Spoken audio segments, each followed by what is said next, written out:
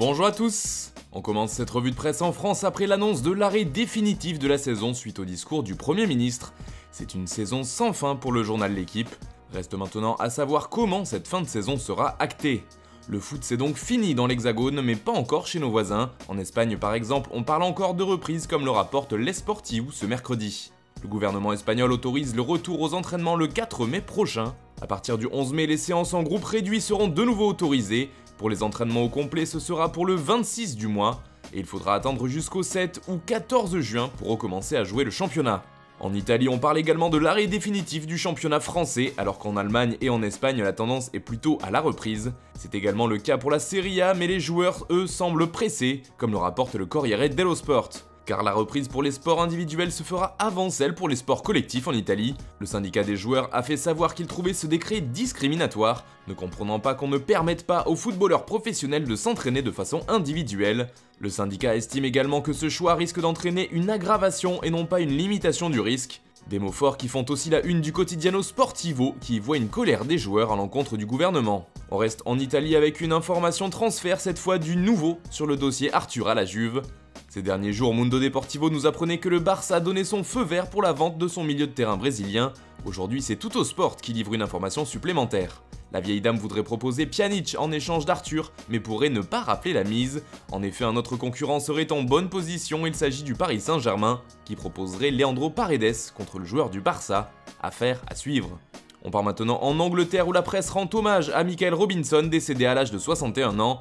L'ancien footballeur britannique était devenu un célèbre consultant du côté de l'Espagne, où les médias pleurent également sa disparition. Le Daily Express rapporte aussi le plan des patrons de la Première Ligue pour la reprise à venir du championnat. L'objectif est de pouvoir faire 1000 tests au coronavirus chaque semaine afin de dépister un maximum d'acteurs du foot professionnel. Mais les médecins des clubs anglais tirent la sonnette d'alarme, explique le tabloïd, et ils émettent de sérieuses réserves quant à la sécurité sanitaire liée à un tel plan. D'ailleurs, ce dernier pourrait ne pas voir le jour puisque plusieurs clubs britanniques seraient contre une reprise. Selon The Times, les écuries anglaises vont se rencontrer ce vendredi pour discuter de la suite du championnat, et plusieurs équipes seraient contre l'idée de poursuivre la saison, comme la Première Ligue le propose. Ces clubs mettant en avant le risque sanitaire ainsi qu'un manque d'équité, puisque les rencontres se joueront sans supporters, ce qui enlèverait l'avantage des matchs à domicile. En Turquie, c'est Mesut Özil qui fait les gros titres. Le rêve de le voir jouer à Fenerbahçe semble refaire surface comme l'explique Photomatch. Après sa réduction de salaire par Arsenal, l'international allemand aurait expliqué à son agent qu'à ce prix-là, il jouerait plutôt au Fener. De quoi raviver l'espoir de le voir porter la tunique du club turc. D'autant que Mohamed El Neni, joueur du Beşiktaş qui était son coéquipier chez les Gunners, a déclaré qu'Ozil parlait tout le temps de Fenerbahçe, comme s'il voulait y jouer. Reste maintenant à savoir comment le club turc peut procéder pour le faire venir car le meneur de jeu est en contrat avec Arsenal jusqu'en 2021. Enfin, on termine ce tour de la presse par l'Allemagne. Le Bayern Munich et Leroy Sané semblent se rapprocher si on en croit Sport Bild ce mercredi. D'après le journal, si Hansi Flick, le coach du club bavarois, avait des réserves concernant l'attaquant de Manchester City, les choses auraient changé. En effet, Flick aurait appelé Sané afin de s'entretenir directement avec lui et ce durant une trentaine de minutes. Autre information qui nous intéresse en une du média allemand, c'est l'intérêt que porte Manchester United à Jadon Sancho. Les Red Devils voudraient le signer dès cet été.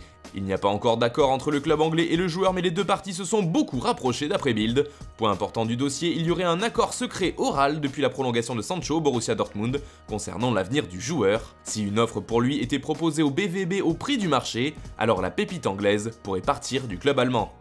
Voilà, c'est tout pour ce matin, bonne journée à tous, restez chez vous. On se retrouve très vite pour une nouvelle vidéo sur Foot Mercato.